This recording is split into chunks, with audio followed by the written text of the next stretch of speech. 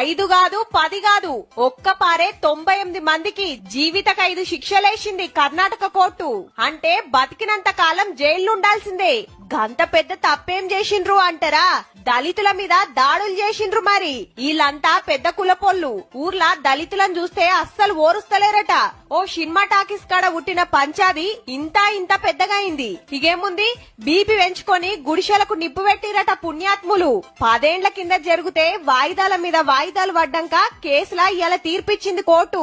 ఈసంటోళ్లు public లో ఉండు చాలా డేంజర్, జీవితాంతం జైల్లో పెట్టాలని శిక్షేసిండు జడ్జి సారు. కులం బలమని బిర్రు చూసుకొని ఎగురితే బతికినన్ని రోజులు జైల్లో షిప్ప కూడా అయింది. మరిప్పుడు జైలుకు పోకుండా కులం కాపాడిందా?